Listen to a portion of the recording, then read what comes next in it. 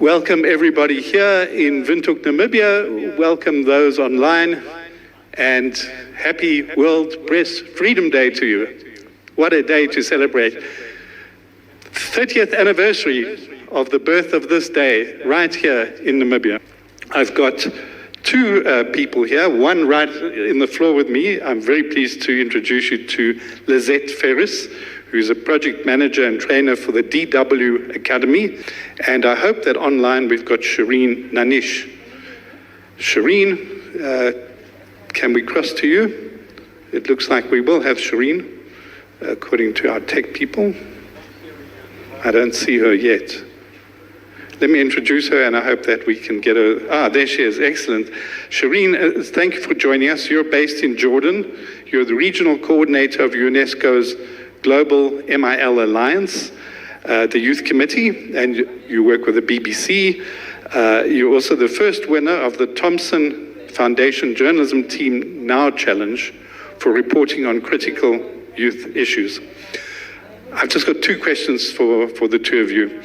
Let's start with you, Shereen, and I hope we can get the audio connected. Shereen, who needs MIL most in your country and who delivers it in Jordan? I believe we should strengthen the participation in mental-related activities as they are an important segment of society. We're not hearing you at the moment here in Windhoek.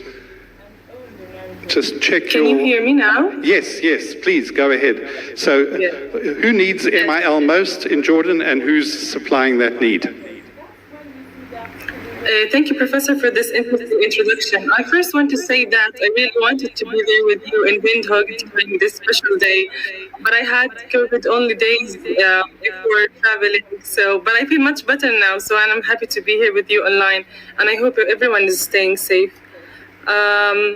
If I'm to speak about the youth situation in my country, Jordan, I think it also reflects on the majority of the Arab countries that share many commonalities. This is what I can see through my discussions with media professionals across the region. I believe we should strengthen the youth participation in MIL-related activities as they are an important segment of the society. Young people in the Arab region want to share their stories and own their narrative, especially that a big part of the mainstream media in the region is characterized by political polarization, and they want their voices to be heard. That's why we see that citizen journalism, which is, I think, important to creating a democratic media culture, was on the rise during the Arab revolutions and arguably is still.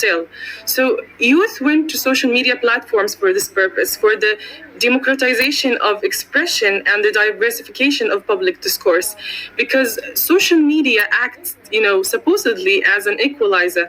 Everyone's voice could be shared and heard on these platforms. But then the new generation of youngsters and journalists were hit by the reality, and that is these platforms are changing. These platforms are now censoring what can be shared through the management of data algorithms, which is not necessarily a bad thing. On the contrary, it is something that is essential. However, the problem lies in the extent and ways in which censorship is practiced. Censorship sometimes violates freedom of expression. That's why young people need to be equipped with MIL knowledge and tools in order to be informed and empowered. Young people need to learn that these platforms could be used to setting the public agenda, and these platforms, sometimes could exacerbate polarization and are not always a safe place to be, and they have to be dealt with wisely. Also, these platforms could be influenced by governments, and like many human rights activists and reports indicate, they can silence the voices of some groups over others if we're not being able to use these platforms in the right way. So I think awareness is key. Thank you, Shereen. Thank you for that. Let me ask Lizette the same question. Who needs MIL most in Namibia? Who supplies it, and what's the issue? What are the issues? Also social media, I guess. Thank you. Thanks, Guy. I agree a lot with what Shereen has said. Definitely also the youth population here in Namibia requires it a lot for the similar reasons, but also because in COVID-19, a lot of people were forced online. So obviously we have low-cost smartphones, we have low-cost data that enables a lot of wider access. What we found in Namibia, though, is that the more rural, the less digitalized. So there's still a lot of our rural youth who don't necessarily have access to these digital platforms and definitely don't have the skills. I think people who deliver MIL education, of course, along with DW Academy and MILI, is also UNESCO through training teachers here in Namibia, and that then reaches the learners at schools. One of the gap areas that we found is involving teachers and more practically out of school systems, but also looking at parents, for example, because we found that younger people are accessing online platforms, and so through their parents we can reach them at home on the smartphone of the parents. So we're looking at how do the stakeholders in MIL in Namibia come together and address that challenge, and working with civil society in particular to bring awareness. Some of the issues that we still find very prevalent in Namibia is cyberbullying, of course reaching the younger population, but also a lot of mis, dis and malinformation that's being spread. We have a lot of criminal cases recently where people spread false information and they were actually fined. So it's a criminal offense in Namibia during the state of emergency.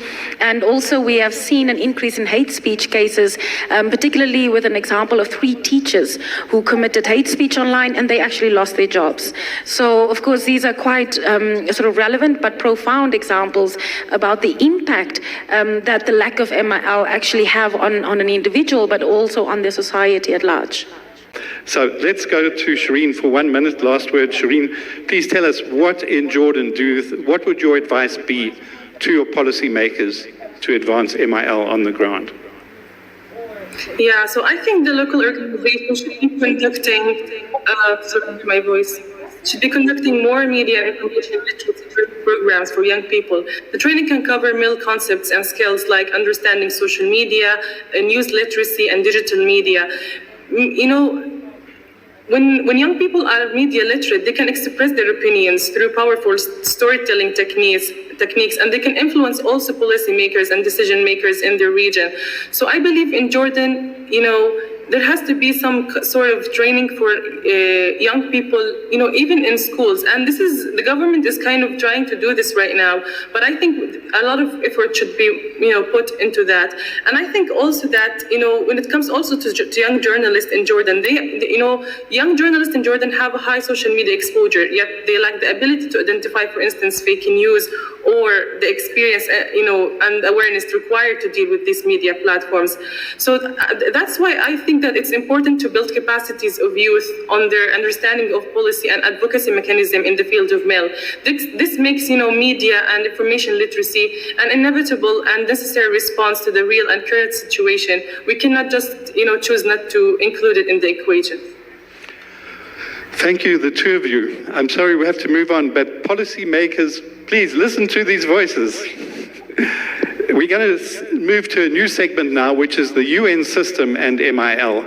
And I'm very pleased to introduce a video message from Her Excellency Amal Moudalali, who's the permanent representative of Lebanon to the United Nations General Assembly in New York.